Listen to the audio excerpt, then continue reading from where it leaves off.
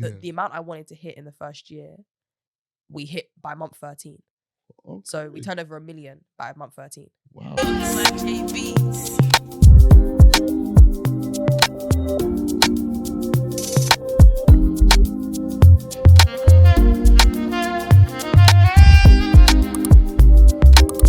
Yes, my people, you are locked in to another episode of the Money Ties podcast with your boy Clarence K, also known as CK Talks Money. And today we are blessed with another amazing guest. We have Chloë Downs from SHFT. Chloë, how you doing? I really felt like waving. Yeah? Wave, why not? They can see you there, watch it. Sorry for the Spotify listeners, you can't see that amazing wave, but that's your loss. The worst way. I'm like trying to not move my that hand. double hand wave. It's got like a butterfly wave is what that looks like, in my opinion. But Chloë, how you doing, man? Oh, no, just embarrassed. No, Yeah. nah, you're good. I'm good, thank you. I'm good. As I said to you before, I've been ill, but we're coming back. We're going to be all right. We're going to be all right. You look all right, man. The cold. We're taking the lem sips and the... You know, I've been so busy that I have no time. Usually when I've got a cold, I'll like just down orange juice. Like I'll literally go like just fluids, back like sort of thing. liters and liters of orange juice, but I've had no time. So I've been on the water, you know. Okay, so you've been H2O cures everything, flushed. apparently. I mean, that's the first thing parents used to say. Like, yeah, no, they did. Water. Get fluids and water. You know what I mean? I'm going to get Chloë some orange juice after this, just so you guys don't think I'm mistreating my guests, you know. But yeah, Chloë, tell us a bit about you. Who are you? What do you do? Yeah, so I'm Chloë. I'm Chloë Downs. Mm-hmm. I am the founder and head of talent of SHFT. Nice. We're an influencer talent management agency. Amazing. We manage an incredible roster of talent, like a really wide range of talent. And yeah, that's basically what I do. Nice. I have a very random question. Mm-hmm. The E in your name have these two little dots. Yeah? Yeah. So is it Chloë or is it a Chloë? No. My name's Look, you should have My name's Chloë. Okay. Like people, the thing is, this is gonna offend some people. So, the way I spell my name is the way you should spell, like the pronunciation of Chloe. Okay. So when you see Chloe without any like umlaut, any accent or anything, it's really Chloe. Because when else do you say the E at the end of the word? Do you know what I mean? You don't say lovey or dovey. Yeah, no word. This is it. So basically, yeah. Sorry, but my parents know how to spell. English lesson. No disrespect to the other Chloes No, out I'm sorry. there. I'm sorry to love. Chloes. But do you know what it is? Yeah, I think that was like ingrained in me at a young age. So like when I was a kid, I was the most annoying kid at school. Seriously. If my teachers didn't put my umlaut on, I would be like, that's not for me. That's crazy. The first time I ever emailed Chloë, I wasn't gonna put it, but I thought she's put it. It's my name. There's a reason she's put it, so I'm gonna put it. It's on my birth certificate. Yeah. It's legit. I'm not making this up. This no lies. No, we got you. The dash is Chloe. So if you see like a dash accent, that's Chloe. Okay, cool. Got you. English lesson. You lot. Don't say you don't come here and learn stuff, you know. You guys, it's not just money we talk. But also Chloe's don't come for me. I'm sorry.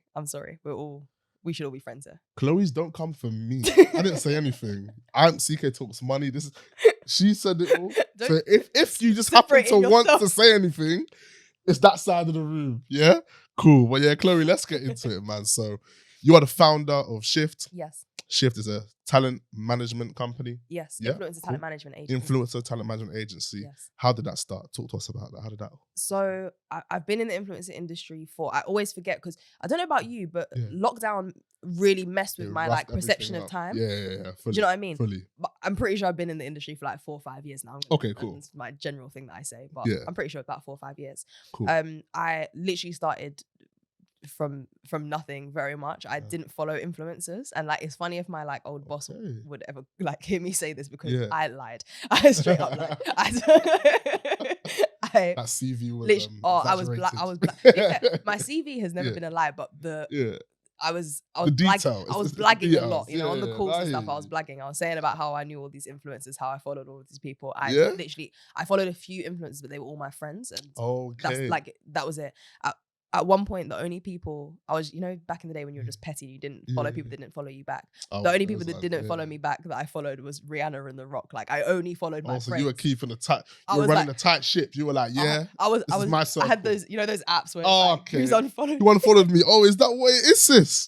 Let me just take that off now. You know them ones back in 2012, back in them days. But yeah, so I started out basically prior to that I was working in events. I was working in events management. I'd gone to uni, done events management, all of that kind of stuff. I was traveling all over the world doing events. It was really cool. Nice. The company I was working for was a bit I won't say too much because, you know, you can go on LinkedIn and figure out who that is. But wasn't happy there. Decided I just really wanted to just get out of events. Yeah. Came across, I don't know if you I'm sure you have heard of it, but Social Fixed. Oh yeah, okay. It's run by Mercedes Benson, but incredible platform that people should definitely check out if they're not aware of it. But it's, I'm trying to think how to describe it. It's like a job posting platform, I suppose. I think it's more so targeted towards like people of color, Black people, I think, but I'm not actually 100% sure. Okay. But basically, I was looking for a new job. I was just like, I need a job. I've had like back-to-back jobs since I was 16. I've never been unemployed since I was 16, and I don't like the feeling of not working. So yeah, saw a job post in there. Was like, I'm sure that would be all right for now. Yeah. I was just like, I was very much in the mindset of, oh, I'll do this for now while I figure out what I actually want to do. So interviewed for it, blagged it, got the job. I'm good at. I think blagging is fine an interview if you know you can back it up later. Got you. Because people can blag. So are you telling us that everything you say today we should take with a pinch of salt? No. I'm not a liar. Okay. There's a difference between blagging and lying. I have to make sure, guys. I actually don't lie. I think it's like a lot of effort to lie. I can't be bothered to lie. So I blagged it in a job interview one time. Do you know what I mean? Leave me alone. Come on. It works. Exactly. I'm here now. Exactly. So maybe if I wasn't blagging, we would not be sitting. No, exactly. We wouldn't be sitting opposite each other now. God bless the blag. You know? But yeah, no, I blagged it, got the job, started, and just was like, wow, I'm good at this and I enjoy it. It kind of brought together like two of the skills that I liked, where like I've always really liked sales. I think I'm quite good at having that back and forth and, you know, selling stuff. Exactly. Yeah. I'm good at selling stuff, but at the same time I'm also a very creative person. So I think it kind of merged those two things together. So yeah, just carried on, was good at it, was in that company for a year. I then got poached by another company, started there. They actually they're an influencer agency, so they do like marketing campaigns. They were starting out their influencer like management arm. Yeah. I came in, I basically helped set it all up. Was there for a year. Again, a lot of stuff happened there. Wasn't happy there, and was like, do you know what? Actually, I think I can do this better myself. And to be honest, the reason I thought that, the one thing I can thank my boss for was that she was asking me for so much help. Yeah. I was like, if you need my help, I must be good at this. You're my boss, right? This is it. So I was like, wow, if I'm helping you, I can do this myself. So that was pretty much like the push for me to be like kind of believe in myself and think, oh wow, I can do this. Yeah. So yeah, no, left that job, did work in another job for a little bit because I was kind of like, I wasn't too sure if I wanted to carry on doing talent management, and then was like, might as well. Let's try it. And then started it, and that was like just about 2 years ago now. And was it like you've been thinking about it, or was it like a one morning you woke up or you came back from work and you said, you know what, I'm not doing this, like I can do this on my own? Yeah, kind of like, I think from a young age, all my teachers said I would own my own business, and that wasn't them being encouraging. Yeah. That was them very much saying, you don't listen to us. You don't listen. You're not going to listen to us. None of them, it wasn't, they believed in me. Indirect comments. Yeah, I hear it. It was very much like, you don't listen to authority. You're not someone who will just sit back and listen. So you're going to have to work for yourself, which now looking back makes sense because I'm sure a lot of my bosses probably thought the same. Yeah. And actually a couple of my like senior people messaged me when they saw I launched Shift and was like, nice. It was only a matter of time. We saw this coming. Exactly. Yeah. But in terms of like actually making that decision, it kind of been in the back of my mind for a while, and people have been telling me to do it for a long time. But I would always say to people like, I know I'm not ready yet, because I knew I needed to learn more. Okay. I knew I needed to get better, and I wanted to be in a place where I was like, I know I'm not gonna have to ask anyone for help when I start this. Yeah. And that was kind of it. So yeah, I just thought I was kind of unhappy at the job I went to after the agency job, and just thought might as well basically. Yeah, like really and truly at that time, basically when I'd left the last agency, I'd been approached by 3 different agencies all asking me to work for them. Okay. So I was in a good position where I was like, if this company flops, I know a lot of people want me to go and work for them. Yeah. So I can get a job. I'm not too stressed about potentially not being unemployed. So yeah, nice. All right, amazing. So you took that leap. Okay, cool. We're definitely gonna dive into the ins and outs of how shit started. Yeah, but I'm gonna ask you the first question I ask everybody. Okay. Be completely honest. Yes. How important is money to you? Scale of 1 to 10. Oh, I don't know how to scale it. Let me say stuff and then I'll go back and scale it afterwards. Okay. Because I don't know what my scale is at the moment. But I think money's never been a huge kind of like driving force in my life. I think from a young age, I was never that kid that was like, oh, I want to be rich. I want to be famous. I was never that kid. I was always like, I just want to be comfortable and happy. And I think that's kind of been continuous. I think I'm lucky because as much as I come from a working class background, I came from a family that could give me what I needed to have. Like I didn't have everything, but I had enough. And like we didn't struggle as a household, whereas I was around a lot of people that did. So I can understand why that might be more of a motivation. But I was also always like, I had a very strong work ethic from a young age, which my parents instilled into me. Like from when I was 15, they were like, we're not giving you no more money. Like you need to get out. Not that I was getting that much money anyway, but you know, pocket money and whatever, which I had to work hard for my pocket money. But it was very much like, when you turn 16, we're cutting you off, so you need to go and get a job. So I made sure I got a job from 16, and I pretty much you knew that early doors. Like you were like, all right. Cool. They were like, because even that, like I think my parents, I'm sure we'll talk about this later, but my parents were definitely helped me out a lot in terms of like making me like as good as I am with money now. I think just from like stuff they taught me, and I'm definitely very thankful for that. But yeah, so money's not hugely important to me. Like I want to have enough money to be comfortable. I want to have enough money to like help people. And be able to like, if my friends or family are ever in trouble, I want to make sure that I can support where you can do that. I want to enjoy my life. I enjoy traveling and stuff like that. So I think it's as important as it is in terms of myself and how important it is like, I just want to be able to do stuff that I want to do, and that's it. Like I don't need to be some billionaire or whatever. That's you don't have these crazy $1 billion I'm not that fast. Like I want my company to make money, but that's because I want to make sure that like we can grow. Like I want to be able to step away from it one day. I want to be able to, do you know what I mean? Like that's more what it is. It's not like I just want to have, I want my company to make loads of money, so I can make money. So I know what you mean. So yeah, so I think probably if I was gonna scale it, maybe if like 5 is like average, maybe like 6. Maybe like 5, 6. I should start putting a leaderboard for this. I feel as if that might be the lowest I've heard. Is it? Maybe. What people saying, like 11. It's quite important to quite a few people. And yeah, but the thing is, look, money is important. I think we can't take away from that, and you can't do a lot without money, especially in London town, like of course, most expensive place ever. Crisis that we're apparently exactly. So I don't know. Maybe it's also like me being, I don't know what the word is, but like because I am comfortable, maybe I don't think about it as much. Of course, yeah.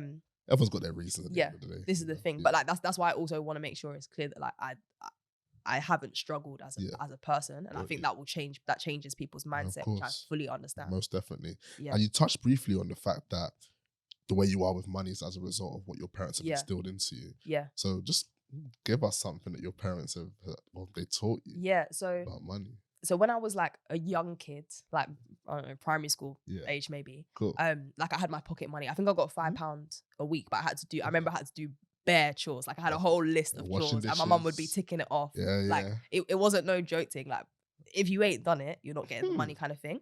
And then like that would be used to pay for my sweets or my treats or whatever it is that I wanted to buy. And like I was 100% not a spoiled child. Like I had what I had. Yeah. Exactly. And like we weren't getting everything and anything. So I think I'm also happy for that. I didn't have my own brand.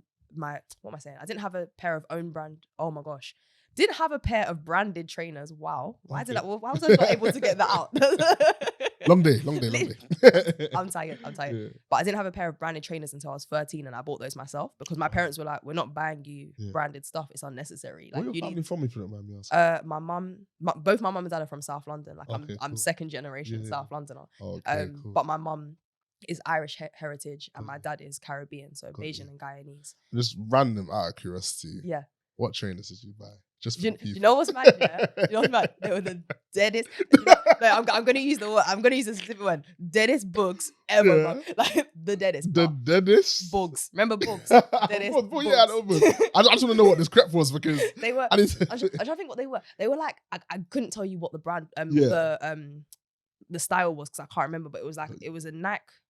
It was a Nike trainer, and it had 3 straps, like, you know, the Velcro straps. Oh, was it like round at the front? Yeah, round at the front. I know. What were they called? That's all I remember about it. Black with in a the Nike. edit. I'm gonna get. Yeah, please find it, because I'd actually be so interested. You have to send it to me first now. That's the trainer. That's the trainer. Yeah. But I remember I bought them because we had like a big school sports day, and we used to have our sports day in Crystal Palace Stadium. So it was like it was a big sports day. Cool. But I was like, I can't come. I used to wear Skechers, and it's funny because I've got friends that have known me since I was like 6, 7 years old that will message me and say, whenever I see Skechers, I think on the Skechers from early, from early, we're just on it ahead of the game. I feel like are they trendy now? I don't. That's not the one with the wheels, is it?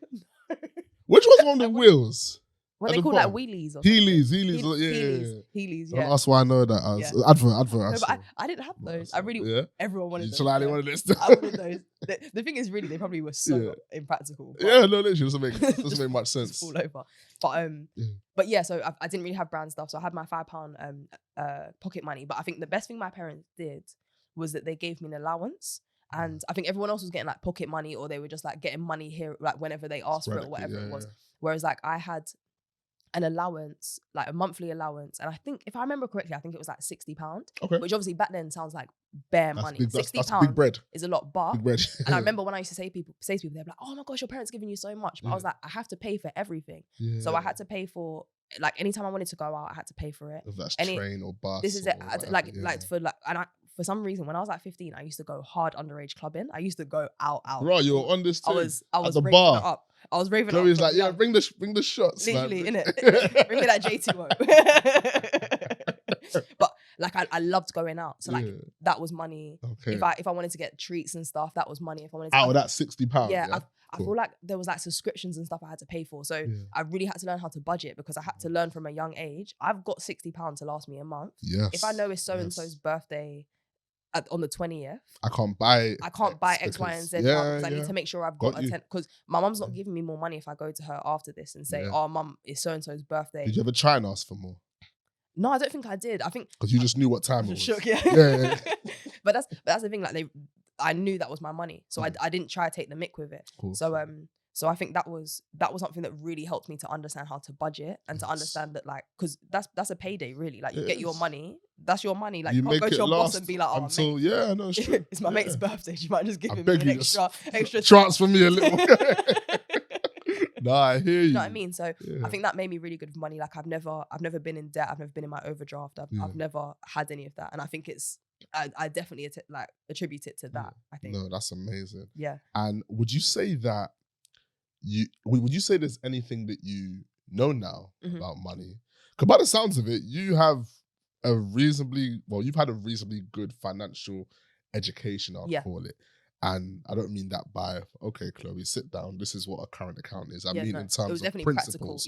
Practical principles that you can use in your life. Yeah.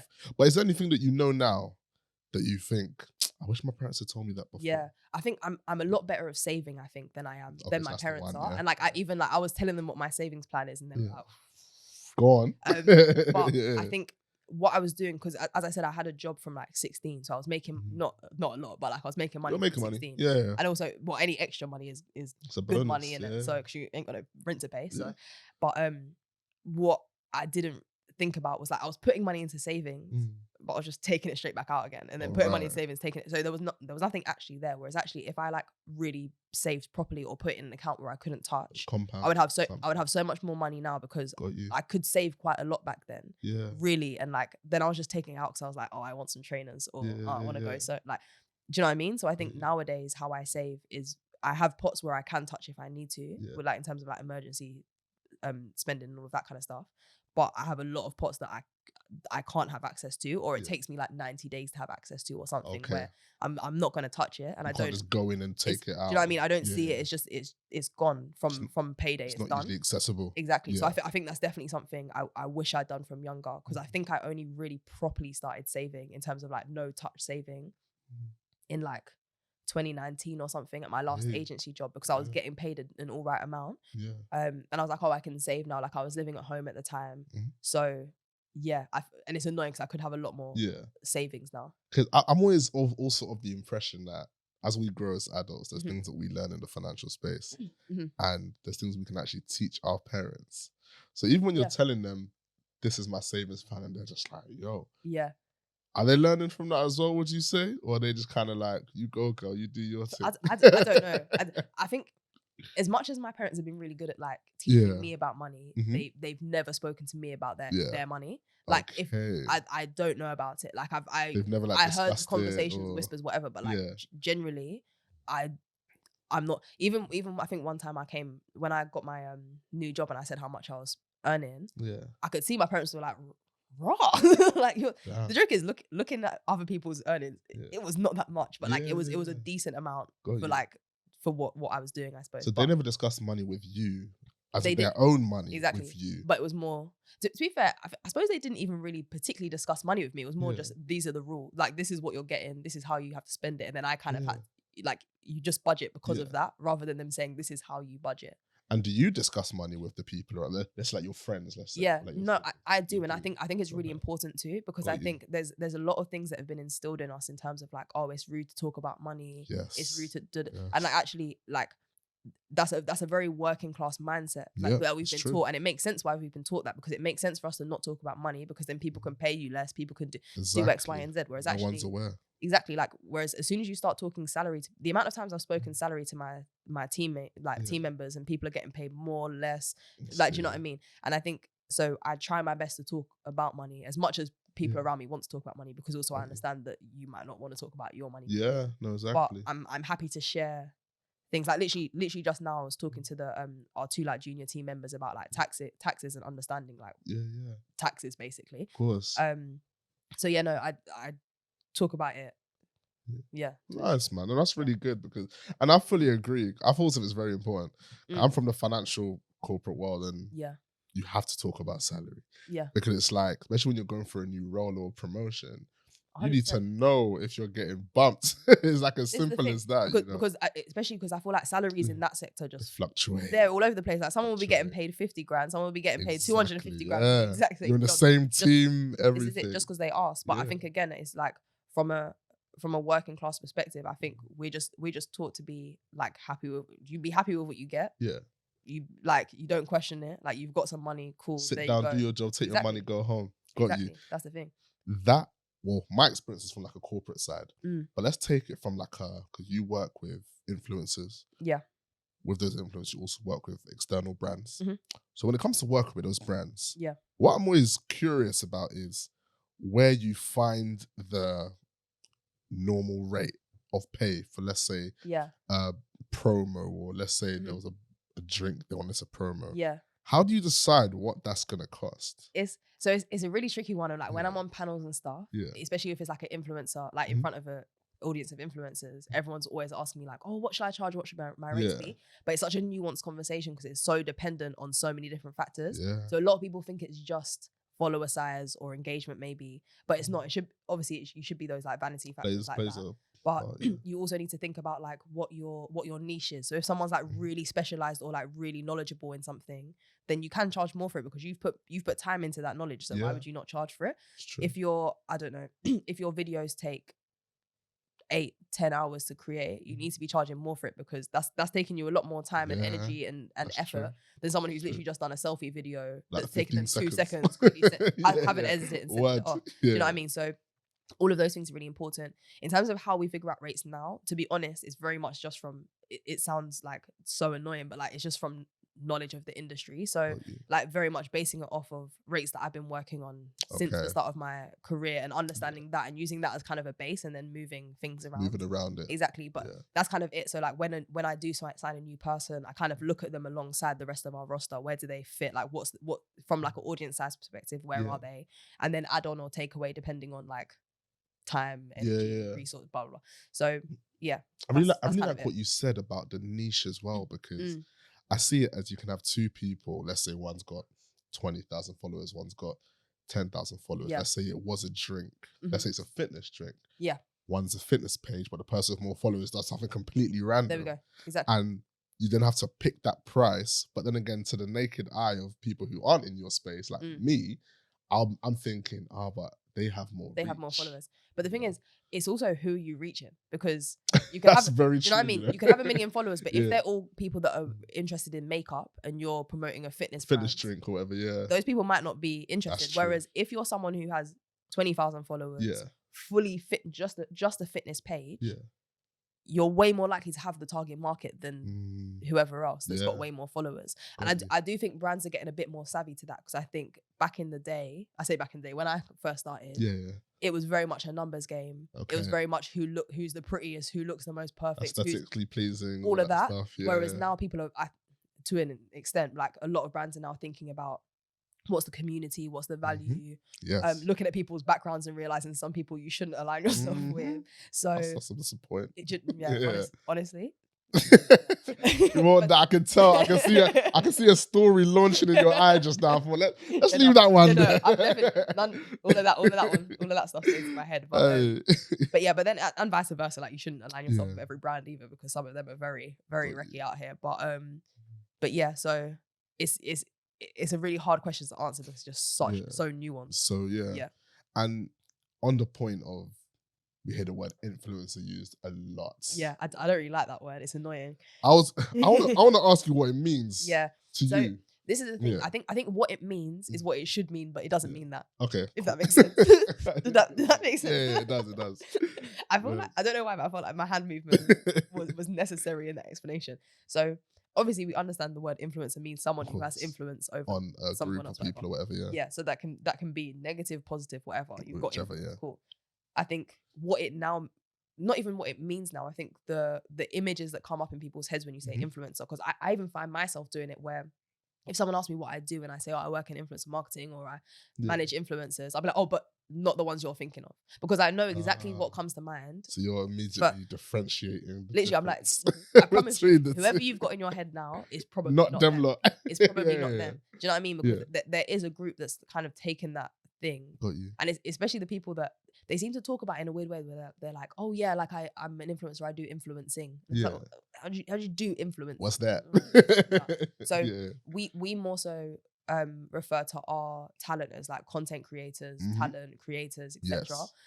When I speak about it as an industry thing, I say influencers because we work in the influencer industry. Yeah. But I think, at Shift, we really want to start bringing back the true meaning of the word influence, because we manage people that do have influence. Got you. And I think there needs to be more importance kind of put on the word influencer, because it sounds, people don't really take the job seriously, but it is an important job, because that's what the young people are looking at now. And they're taking tips from you. This is it. Yeah. And like, if you are an influencer, you need to think about that, because you are influencing people. So what is it that you're influencing people to do, to buy, to say, whatever? So being a good influence is very important, in my opinion, because influence doesn't mean that you're good. It means that it could just mean that people are following what you're doing. Exactly. And I guess what you said is very key, because there's positive, but there's also negative influence as 100%. well. Yeah. And I guess even just coming from an outside perspective, because I'm not in your industry, but when you see someone online who has negative connotations attached to their brand, would you work with that person? No. Not at all? No. Why not? Because as I said about the money thing, genuinely, like, integrity is more important to me than money. Yes. I could be managing way more people and making way more money, but in my mind it's like dirty money. Like I don't want that money. I'm good. Also, just a bit squeaky clean. This is the thing, and also you got to think long term. Like I think a lot of people think short term. They think about let's get quick money, blah blah blah. But actually, think about it long term. I'd rather manage quality over quantity. Like I'd rather manage like a handful of incredible creators who are going to be in this space for years to come, because they're not going to get blacklisted by anyone. They're not going to get written off by anyone. They're not going to be on the front page of some paper doing some madness. Yeah. They're going to have long careers in comparison to me working with someone that maybe can make me a good amount of money for the next few months, for a year. But then people are going to associate my agency with people like that.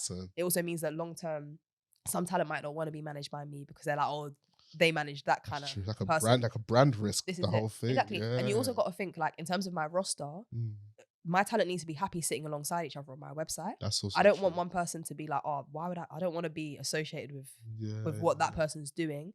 It can bring back down everything. If someone does something really bad that's on my roster, then potentially brands aren't working with me anymore, which means that potentially they're not going to work with my talent. So it's losing other people money. This is it. So you got to think long term about these things. And that's something that, I also just think from like a moral standpoint, I don't really want to push people that aren't a positive influence. Like if I had kids, I want to make sure they could follow anyone. Like I want all of my any future kids to be able to manage, like follow all of my talent, and not be like, oh no, you can't follow. That's a really good way to look at it, you know. Because it's like there's so much out there, and there's a lot. These kids see everything. You know what I mean? Like, you know. And I think social media can be like, I fully understand why a lot of people don't like social media. I get it. It can be an incredibly negative space, but that's why you really need to. And I think I don't like, kids need to be taught this. Like, you really need to curate your feed to make sure that it's positive to you. You need to make sure you're following people that make you happy, that make you inspired. That, like, it's very easy to follow a lot of people that make you feel really bad about yourself, that make you go home and want to change your body or change your face or whatever it is. You're preaching right now, but more time, those people don't even look like what you think they look like. It's not even real. You go see them in real life. This is it. So you know? I think it's I think more education needs to come out now around like the real side of social media and understanding the behind the scenes of it, because I think you see the outward perfect picture of it, but you don't know what's going on behind the scenes. Do you know what I mean? So would you say there's a duty? Because I had a conversation with Franklin, King of Trainers, big up Franklin, and we talked about a duty on the influencer to let me not say not portray a certain life, but to be as transparent as possible. Would you say there's a duty on that influencer, or is it the job of the person watching or listening? Yeah, that's a good question. To decipher what they lead into and what they don't. Yeah, I think it's important. I don't think you can put duties on people because you've chosen to follow them. You've chosen to follow this person. Do you know what I mean? Like, there's a lot of negative people in the world. Yeah. I don't follow them or watch them or listen to them. Do you know what I mean? So it's important for you to make sure you're following the right people. In the same breath, there's a lot of young people that haven't been taught that. And I'm sure if like this, if like influencer and like social media was as big as this when I was a kid, I'm sure I wouldn't have known, I shouldn't follow this person, I shouldn't do this, whatever. So I think it's more so people, there needs to be more education around like who people should be following, how you should be following people, how you should be using social media, etc.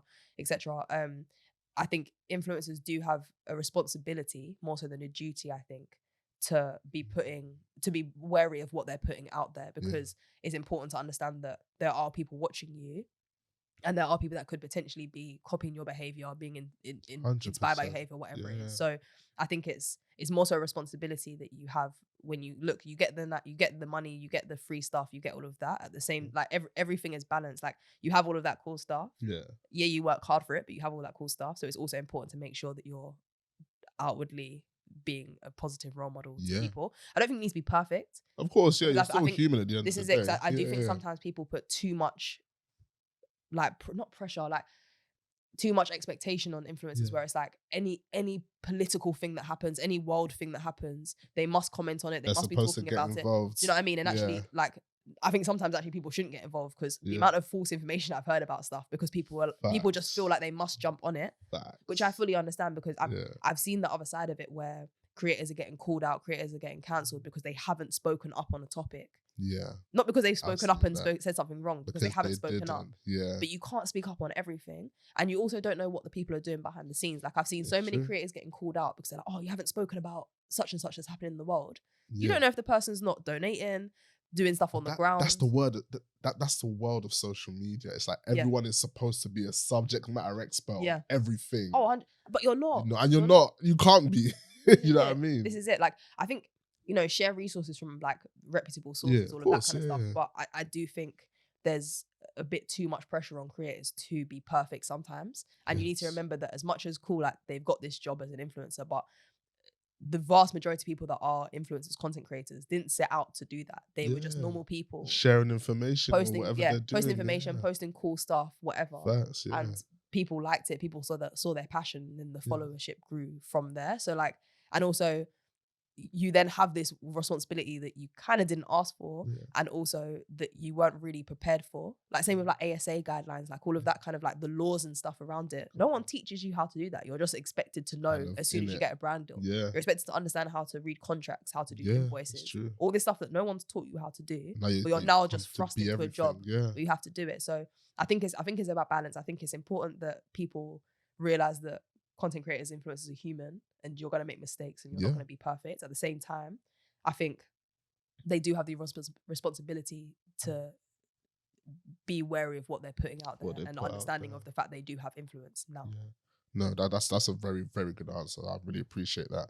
And there's this phrase that I've heard people use where they'll say, any publicity is good publicity. I rolled my eyes for anyone who yeah, see, you know, she's treating me like, what do you think of that? Stupidness. No, the thing, when you get down to the crux of what that means, because if you're someone who wants to get publicity, then yes, any publicity is good publicity because your name is being said. People are saying your name, people are hearing what you're doing or saying whatever. Got you. But again, this is what I always come back to. Long term. Like, you need to think long term. There's a lot of people in the public eye that have just been constant publicity. Yeah. Are they doing anything? When you look back at those kinds of people from like our time, what are they doing now? Facts, None of them are doing nothing. Or if they are doing something, they're just doing the same thing. Like, stay relevant, you know what I mean? And really, from like, when you think about it from a personal perspective, like the mental health impact that must have on them is wild. To like, one, feel like you must always be relevant, must always be spoken about. That just must be so much pressure on them. And two, like, you're just having people just saying horrible stuff about you. Trash. Do you know what I mean? And I think it's even worse nowadays because, again, back in the day before social media, you were in the papers. That would be sold for a week. Or like the magazines, do you know what I mean? Tabloids, that would be sold for a week, a month, whatever. Then a new thing would come out, no one would care about it anymore. On to the next one. It's so different now on social media because stuff is evergreen. Like, once stuff's out there, it's out there. And like, even if you delete the post, it's been picked up by all of these other pages. People have reposted Screenshotted it. So this is it. Chats, people are remembering stuff. Like, the amount of time you see that on those kinds of platforms all the time. Like, oh, now deleted post. But I can still see the whole post. I can still see everything. And it's so crazy you say that because that definitely goes for social media because it's out there. But even from like a normal working 9-to-5 person. I remember I was offered a job, and my boys will remember this story. I was offered a job about 2 years ago, and got the job and I started. And one day my manager was like, "Oh, you know, we nearly withdrew your job offer," and I was like, "Why?" And they were like, "Oh, because we did a search on you. So there's companies that would do searches on buzzwords that you've used on social media," which is fair. It's fair. And the buzzword was a lyric from a song. No. And my cousin had tweeted something. I responded to the tweet and it had the swear word in it. Yeah. And they said when that came up, they had to look it up.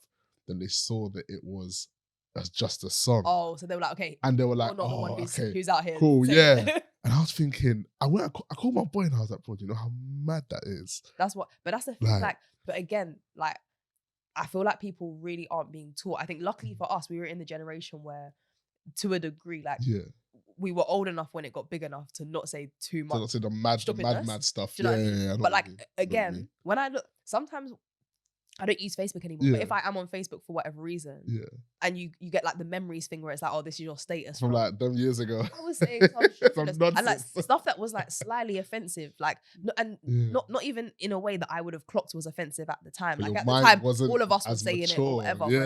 Because even like I remember Stormzy got pulled up on that, where I think they pulled up at like homophobic tweets from back in the day. It's happened to nearly everybody that makes it. This is it. Like they find something. This is it, and people like. And we were, as I say, like we were kind of old enough to a degree know better, and like, but we didn't know where social media would go and how like prevalent and important it would be. So I feel sorry for kids nowadays because it's a lot. And I think even going back to the publicity thing, where it used to be in papers and people would be chit-chatting and gossiping. In the pub or in the cafe. This is the thing, they'd be behind the scenes. Nowadays, if it's out, you got comments, you got DMs, people have like instant access to you all the time. Crazy. Do you know what I mean? There's no such thing as be right back. Like you're there. You're there. Unless you like deactivate. This is it. So, your account or something. So I think like, any publicity is good publicity. Sure, if that's the life you want to live, if that's what you're chasing. But like, you really need to understand the consequences of like thinking true. like that. And what are two key things that you'd say to someone if you want to have let's say a reputable and a solid brand? Yeah, you need to be doing these two things. What would you say? First thing is say no. Okay. I think no is one of the most important words in this industry. Not enough people say it. I think if you're saying yes to every brand deal, yes to every opportunity, you're doing something wrong. Because again, from a long-term perspective, you don't want to align yourself with everyone. There's a lot of brands that you really shouldn't align yourself with. You also like start setting a precedent. If you start accepting just rubbish deals and like stupid agreements and whatever, people then think that's what they're going to get. Like that's your worth now, and that's what they're going to get moving forward. So I think saying no is really, really important. And our talent that have really listened to us are now really making it in life, because they said no to the little rubbish deals that weren't going to serve them. That cool, might have made them a couple of £1,000s, but now they're getting way more different money stuff, and they're working with the brands that they genuinely like are on their dream. They want to be working with. Yeah. So I think saying no, and that just thinking long term, like genuinely thinking long term, thinking what are my goals, and just not feeling like you need to rush and you need to achieve everything right now. That's real. Again, like some goals aren't quick goals. Like if you want to write a book, that's not going to be a quick thing. Do you know what I mean? You need to put time and you need to put effort in. You need to put like thought into it. So I think patience and saying no. Nice. Are the two things. All right, that's solid. I like that. Thank you. I'm gonna. No, cool. And let's dive a little bit into. Well, we touched this a little bit, but let's say starting a talent management agency, influence management agency. Starting it. I had my laptop. Yeah. What were your tools? Because I know you didn't have some big office in Canary Wharf and some a laptop. Yeah. And my little brother's old room because he'd moved. No way. Just you. Yeah, just. So how do you find your team? So literally, Adam, who's my the head of development at SHFT, we had worked together in our previous agency. Oh, nice. So basically, so I'd started there, and then he'd started a bit later. Yeah. We got on like instantly. Like we. So you can work well. Yeah, we worked very well together. Good. We had like very similar visions. We had very similar work ethics. And we just got on. Like we could have good banter.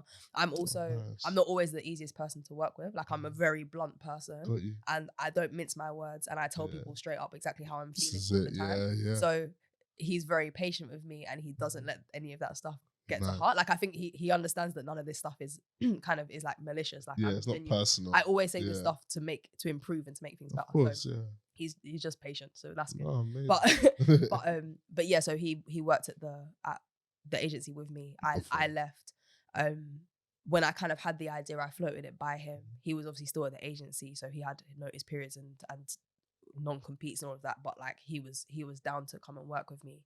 So that was how he came on board. Cool. We'd already worked together. Nice. And then in terms of like hiring outside of that, because we're a team of 4 now, so we've got 2 junior members of staff. One of my visions and one of my like probably like one of my key driving forces in terms of like shift is I really want to diversify the industry. Nice. So when I first started in the industry, I used to go to I feel like this might be too far. I used to go to events and I would be the only person of color in the room. I'd be the only person that sounded like me in the room. Like it'd be all middle class white girls. And I used to feel like an other all the time in the industry. As I progressed through the ranks and whatever, and people were denying me, what's it called? Promotions. There we go. Like opportunities, stuff like that. Yeah, deny me opportunities, deny me promotions when I knew I was better than good other enough people. to do the job. Yeah. Like I was looking around and I was like, there's no one that looks like me that's on top. Like and if they are on top, it's people that have started their own agencies, and I'm sure they've probably started their own agency for the exact same reason where they weren't like they weren't being appreciated in the agency, like in the place they were. So like in terms of what my passion is that to basically like make rooms look more like how London looks. Like it shouldn't be white and middle class. It should look like cool. Like there's all different types of people that should be working in the industry. So that's like your vision. That's it. So nice. And I realized when I was thinking about it, because there was an article I read in, I think it was at the end of 2019 or the start of 2020, and I read it and I was like, and I think that was the shifting point in my mind, because it said that there was only 12% of people that work in marketing are not white. So that's not black. Whoa. That's not white. So that's white, Asian, mixed race. Everyone other than white people is that. And then it was like a similar kind of split between middle class and working class. So about 80% middle class, 20% working class. So I was like, cool. So what I'm seeing is correct. Like, I'm not imagining this. You're not being there's delusional. Stats. There's actual stats that back up what I'm seeing. And I was thinking, I'm like, why is this? And I was thinking, one, like there's prejudices obviously and there's whatever, but even when we take all of that stuff away, it's the fact that when I'm looking at job descriptions, it's asking for a degree, it's asking for like a minimum of 1 year experience for an entry level role. And a degree is only accessible for a certain amount of people. A lot of people from working class backgrounds, especially if you have like a family at home that you need to help, or single parent family, whatever it is, you might not be able to go to university, even though there's grants and stuff. There's still a cost for your parents. So not everyone can go to university and get that degree that they're asking for. Also, in my opinion, most degrees are pointless. My degree was pointless. I haven't used mine since the day I got it, so I hear you. Pointless. I fully hear you on that one. Pointless. So yeah, 1 degrees, and then 2 in terms of like the experience that people are asking for. If you're asking for a year's experience in marketing before you get an entry level job, how are you meant to get that? Having an uncle that works in marketing, having a dad's mate that works, whatever it is, like you need to have those connections. And really and truly, I don't know anyone that works in marketing who literally, I don't think we spoke about marketing at school, because that wasn't even an idea for us. The job roles we had, I went to an all-girls school. The job roles they were trying to push you into was health and social care. Do you know what I mean? Or like that teaching, or like beauty. Sort of like that was basically those were the jobs we were trying to get pushed into, because that's what they believed we could do. So I think marketing was not something that I didn't even realize that was a job.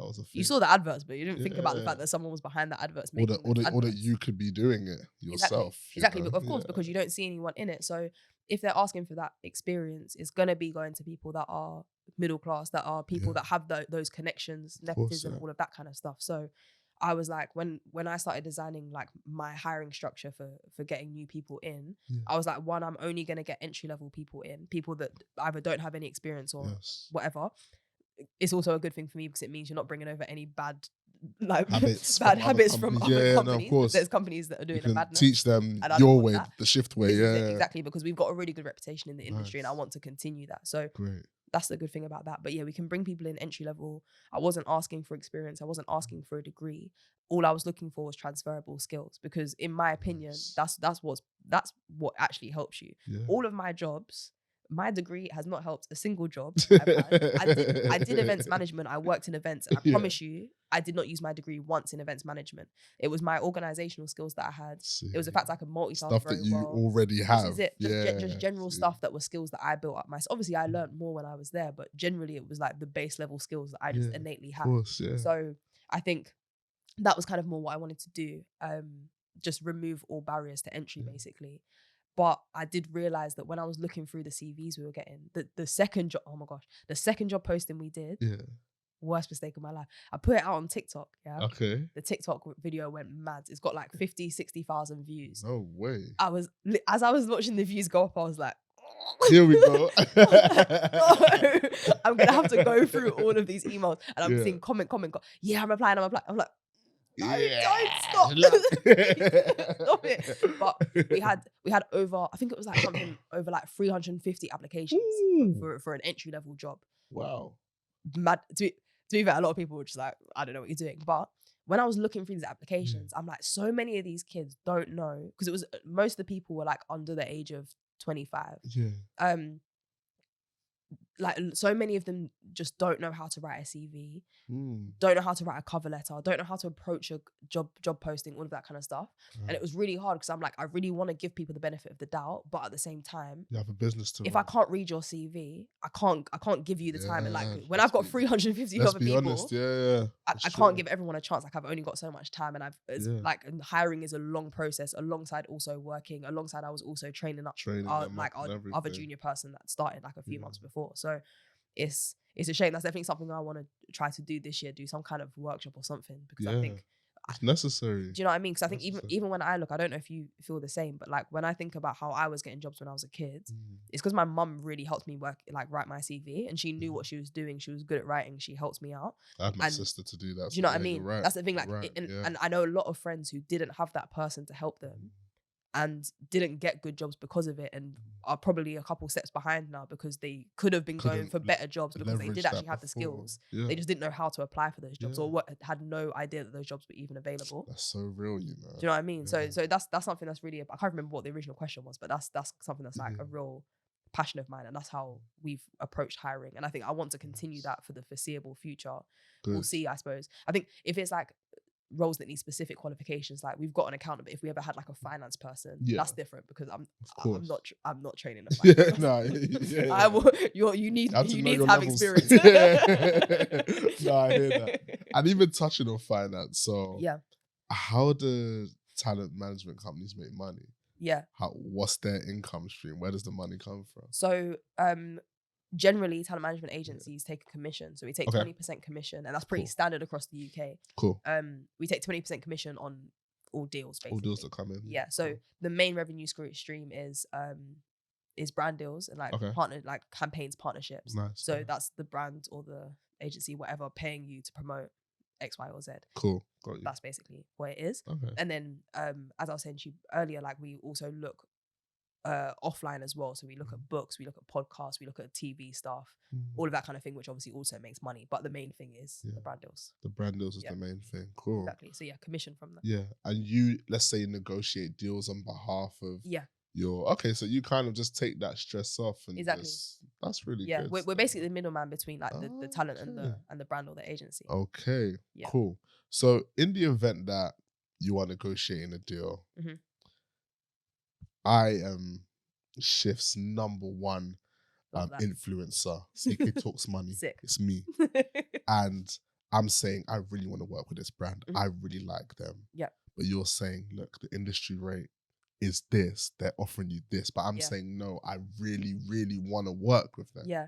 Look, we've had those conversations with talent. Like, I think you need to build trust with your manager. Cool. And that's something that we really put a lot of emphasis into. Like we're really transparent with our talent to make sure that they understand like this is how we work, this is what we're doing, this is the conversations we're having. We don't hide things from our talent. Keeping them in the loop and everything. Yeah, because again, that's how you build trust. If you have no idea what's going on, it's hard to trust someone. We spend a lot of time with our talent. We like make the effort to go to events with them, to do stuff ourselves, all of that kind of thing. So it's important for us to build that trust.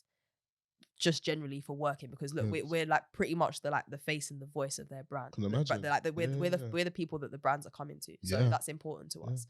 And that's why I say about integrity and stuff is important. So key. Exactly. So I think they're also very much aware that we don't push them to take brand deals that they shouldn't do. And that's exactly why I say that money can't be the most important thing, because if it is, then we'll push them to take everything. And that's not, you can't work like that. Like you need to be saying no to things. My talent needs to be okay to like take breaks, whatever. Yeah. So if they come to me and like, if what happens is a brand will be doing X, Y, and Z, I'll obviously push to try to get as much as possible. Sometimes they're like, look, this is what we're giving you. That's there's no more negotiations now. This is it. I'll come back to that. But they'll say this is it. I go to my dad and I say, look, this is the deal. Okay. This is X amount under what I think you should be getting paid. Yeah. Sometimes it's like, I'm like, do you know what? It's a cool brand to work with. And I think long term, this could be a good partnership. Yeah. Maybe we should take it. Or I'll say, they're really taking the mick here. Okay. I'll also look, especially when it's a big, especially when it's a big brand. If it's like some little small brand, that's different. When it's big, and you know they big got name the brands. funds. Come on now. Do you know what I mean? When you certain men who are flying out in their own personal spaceship, but they don't want to pay people. Do you know what I mean? Yeah, I think I'll drop that sometimes. But like, look, I've looked at their valuation. The company is valued at X $1 trillion, and they can't pay you an extra grand. Yeah. Like so like I'll have that conversation with them, and I'll always advise them like, this is, I think you should take it. I think you shouldn't take it. Yeah. This isn't the brand you should align with. Blah blah blah. Luckily, I think again, because our talent trust us, the vast majority of the time, they'll take our advice, or we'll at least have that conversation where it's like, oh, but why do you think that, Chloe? Blah, blah. And again, that's where being honest comes in, because I'll tell them straight, look, these lot are taking the piss. No, it's true. So I think the trust element means that we don't really have that many experiences where talent are like, no, I just really want to do it. But at the same time, I do understand that when it's like a sick brand, it's hard to turn things down. Of course. But I always remind them, like, look, there's X, Y, and Z brand that have paid you this much. Yeah. Why are you just because this price is here? This is it. And like bigger things can come. Also, again, what I was saying earlier, like you set the precedent of this is my value. It's gonna be really hard for me to get you more money next time because you've accepted this much this time, and they've seen that I asked for X, I settled with this. Yeah. So clearly, my valuation is rubbish. I'm just throwing numbers around if we're then saying yes to it. So, generally speaking, our talent trust us enough. Nice. Also, I tell them a lot, say no now, I promise you they'll come back and give you more money. The amount of times I've said no to something, they'll come back and be like, oh, we found extra budget. Oh, for real? Yeah, we can pay. Yeah. They always find, I don't know where it was under the chair, some cash was. I always wonder where they're looking for this extra budget that they randomly found. But yeah, they always find budget and then they will increase it. It's happened so many times. And my talent are always like, okay, so this is what I've got to listen to. Okay, cool. That was sick. And where we talk about having a talent management company, agency, and we've talked about the income streams, but in terms of startup costs, let's say I want to start one tomorrow. What do I need? What do I need to have? Do you know what? Yeah, you actually don't really need a lot. Like it's such an easy company to start in terms of like stuff. Yeah. You need a laptop and a phone. And internet. Do you know what I mean? That's pretty, and then you can go to the cafe. Yeah. That's pretty much it in terms of like actual starting things that you need. Yeah.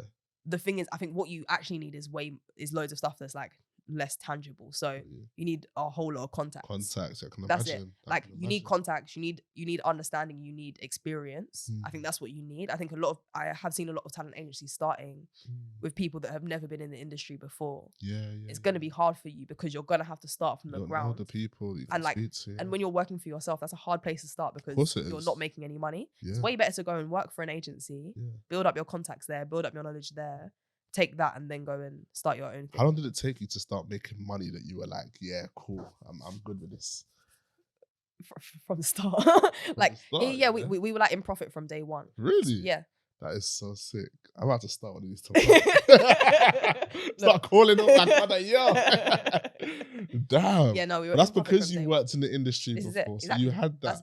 And that's why I could start it confidently because I knew like I already had talent that trusted me, that were ready to sign with me before shift was even a thing. Yeah. Do you know what I mean? Like talent were ready to sign with me because one, they either knew me from before, or I could easily drop who I used to manage and they'd be like, oh, okay, cool. Like you did this for this person. That means you could do this for me. And I can just speak very confidently about it. And like I speak with confidence about being able to manage you and do well for you. I think that's why we were making profit from day one. Okay. It would be a lot harder if you like no talent knew who you were. Yeah. Because you need people to sign with you, right? It's true. Yeah. How are people gonna sign with you when they're just like, who are you? Yeah. Where have you worked? Do you know what I mean? Real, yeah. Because both agencies I worked for are reputable agencies. So like again, even just seeing that I've worked for those agencies, seeing the people that are on their roster. Yeah. Exactly. So I think experience and contacts are way more important than like the actual stuff cash that you need. Yeah. So then would you say that not much, let's say, financial planning is needed when starting? So of course you want to know that when you make money, this is what we're going to do with it. But in terms of really allocating what the financial you're right. Going to be. Not really. Like I think I had to think of. I remember actually the first time I really thought about how much money I can this company will make in a year was when I was applying for like my business card, and I think you have to. They ask you like what's going to be your annual turnover, whatever, and I was like, So, but luckily for me, like there was a few talent that I'd already worked with, so I kind of knew how much more or less they used to make, like month on month or whatever. So I was like, okay, cool. So average, they make this. This person makes this. This person's probably gonna make this. I did it all together. I was like, I can't lie. When I added it together, I was like, raw. Fair enough. I'm gonna make the right amount. It adds up. And we did, and we hit like the valuation, the amount I wanted to hit in the first year, we hit by month 13. Okay. So we turned over $1 million by month 13. Wow. Yeah, and that was what I put in my little bank. So amazing. Yeah. And what advice would you give to, because I'm actually starting a talent management agency tomorrow. So what advice would you give to me as your I don't know if I want to give you. competitor. Why would I give my competitor advice? I think that's really poor business. Let's change the scenario. There's a young 19-year-old girl in her house right now. Yeah. She's starting come and work for me, babe. No, I'm joking. Sorry, I'm listening to you. No, that's cool. What advice would you give to them for starting a talent management agency? Yeah. Well, I had this conversation with someone because someone reached out to me on LinkedIn asking me for advice. Yeah.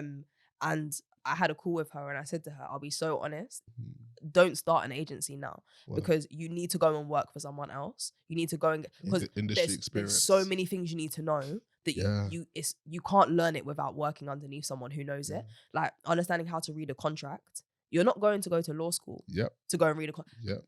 I'm so good at reading contracts now because I learned it. That's it. Like, and it's because I sat underneath someone. It was your job. I then like went above and beyond and like went and learned things and Googled things and did extra research. But you need to get that base knowledge will be so difficult to do without going and working for an agency. So the first advice I would genuinely give to anyone, if you're someone that has no experience at all, is go and work for a small agency. Don't go for a big one. Go for a small boutique agency that have minimal staff, where you're going to have direct access to the manager, to the owner of the company. Nice. They will teach you everything you need to know. You then go like that. I was actually having this conversation with one of my team the other day. She's just turned 21, so she's young.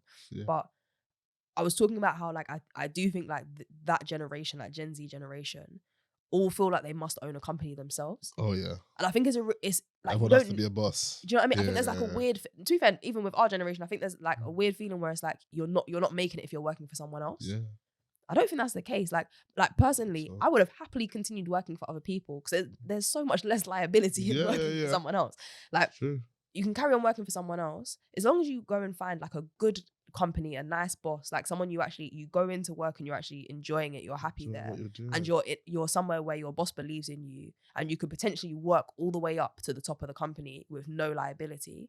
Fantastic. The only reason I had to start my own company is because I don't like listening to people. So that's honest. I can't lie. That's the only reason. That's the only reason. But I think there's like a weird stigma against like going and working for someone. But I do think if you wanted to start it, I do think you need experience first. Like you're not going to get very far. Because even like I've got friends that own agencies that started it with no experience who were constantly coming to me asking me for like help and advice. And like I'm happy to help people, but there's only so much help I can give you. Like I'm not going to give you the blueprint of my company because that's my company. Yeah, no, exactly. But I think it makes sense to like just work for a bit. Yeah, because then also like if you're just starting a business that you've never worked in, how do you even know you like it? You might start this business, so true, you know? buy your laptop, buy whatever, and then you're like, I hate it here. Because it's a hard job. It's a hard job, and I think a lot of people look at like I know my friends do it. Like you see me going to all these cool events, you see me hanging out with these cool people, you see me doing. I work hard, like I'm stressed. I'm tired. I'm sick. But you're putting in the work. But that's the thing. But that's the thing. Like, and I again, like I spoke to my 2 junior team members about it because I was like, you need to understand, like, where me and Adam are now. We put in crazy work to get here. Like literally, like at one point at my other agency, I was doing 12-hour days every day for 3 months. I was ill for 3 months. Remember, I had a cough for 3 months because I was not sleeping. I was not eating properly. And the thing is, I'm definitely not promoting that. That's a terrible way to work. And again, that was because my bosses were not looking after me properly. And I've made sure that I don't do that with my team. If they're there past 6, I'm like, what are you doing? Yeah, what are you doing? If you're finishing something up, let's work together. Let's finish that up. Or leave that till tomorrow. It doesn't need to be done right now. It's not urgent. Of course. So, but that's the thing. Like, it's a hard job. It's a lot of work. You've got to work with individuals, which is way harder than working with companies because companies understand the concept of a 9 to 5. Individuals don't message you at any old time. It's true. So you've also got like people's, like, I'm responsible. Most of my talent, this is their only source of income. I'm responsible for their sort. If they don't make money, some of that is my fault. Some of it's their fault as well, but some of it's my fault where like maybe I haven't done enough. I don't not do enough work, but whatever reason. So I think it's a lot of responsibility to have. Yeah. And then you add that on top of like owning a business and doing all of that stuff and understanding how to pay taxes. And do you know what I mean? There's a lot going into it. So I think there needs to be less of a stigma around just going and working for someone and being like what's the word, entrepreneur, like grinding at a company it's a weird like mindset to have to like get your industry experience, man. Yeah, honestly, like look, build your experience under someone else's dollar, like while you're getting paid for it. Less stress, get your money in and learn. Do you know what I mean? Do that. And then if you feel like you want to do it yourself, then go take all of that duck out and do it yourself. Nah, for real. Nah, I appreciate that. It was so great having you on. And just the last few questions. Yes. Think about what you made last year. Yeah. In your head. Times it by 3. Mm-hmm. Would you do something that you hate for that amount of money? No. Why not? Because I don't want to. Like, I think So you're a passion over money person, yeah? Yeah. Nice. Yeah. Like, I think, I was saying to you earlier, like, I've when I was in old agencies, I had to manage people I really did not like, that, like, genuinely made me not want to do the job anymore. Like, made me genuinely upset, made my mental health just go to shit. Like, I had to work for those people, and I do not want to do that again. Like, I don't want to be miserable. Like, honestly, like, I'd way rather be happy than be rich. And I think I'd way rather like the also, to be fair, when people are happy, you make more money anyway. Like, we don't put too much emphasis on like quality profits. of your work is better anyway. This is it. Because honestly, like when you're genuinely happy in your job and you enjoy coming to work and you feel comfortable with your boss to tell them when you're not feeling 100% whatever, you do a better job because you enjoy being there and like you want to work hard. Even when I look back, like at my first agency, I managed a lot of middle class white creators, and I managed one black creator, and I did way more work for them, like a working class black creator. I did way more work for them than I, like, in terms of like, when I was working late for them, I wouldn't be like, oh, I hate this person. Whereas when I was working late for other people, I was like, well, I'm making people that are younger than me my whole year's salary in a day. Crazy. Like, that's madness to me. Do you know what I mean? But nowadays, all my talent make crazy money in comparison to me. That's fine. Like, I want all of like, genuinely, before Christmas we paid out the most we ever have to talent, and I was sitting there on payday genuinely smiling at how much money I was sending to all of these people. So I'm like, all of you are deserving of how much money I'm sending you right now. And like, I love that all of you are making this, and like a lot of you have come from places where that's a whole lot of money that to be fair, it's a lot of money for anyone, but like, you've come from places where you maybe didn't even think you were ever going to make this much money. That means more to me than me sitting at home being like, oh yeah, look at all my money. You know what I mean? For real. That's it. Like, at the moment I'm making a decent amount of money. I'm happy with my life. I'm able to get stuff and spend stuff and go on holiday and whatever. That's fine with me. That's all you need. That's fine with me. No, that's sick, Chloe. Thank you so much. No worries. Thank you. I appreciate it. Where can we find you? And where can we find Shift? Don't look for me. This one is not for the Chloe that I offended earlier. We'll make sure they don't watch this. Yeah, please. No, DM me. I'll apologize. I'm sorry. No, so our company Instagram is at WeShift, WESHFT. Nice. www.weshift.co. Cool. Co, not com.co.uk. Co. Cool. Universal, you know. Cheaper than com. That's a top tip, actually. Hey, financial tips, you know. Go for Save co. your money. Co is cheaper than com, and it makes you look worldwide. Cool. That's Instagram. We're also on TikTok as well. And on TikTok, we give like loads of advice and stuff for creators, like how to understand contracts, how to understand legal terms, blah, blah, blah, advice and whatever. That's also WeShift. Pretty much WeShift on everything. Cool. And like emails and stuff are all on our website. Amazing. And, amazing. Don't follow me on my personal one. Chloe. I will not put Chloe's personal Instagram at the bottom of this video then.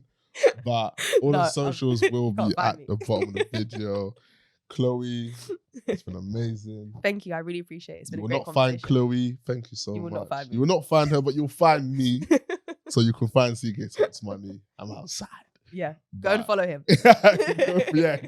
Just for that, I'm tagging her personal Insta at the bottom of this video. Aye, my people, it's been amazing. Thank you for listening in. It's been another episode of the Money Ties podcast. All the links on the bottom of the video as always. Stay blessed. Peace. Thank you.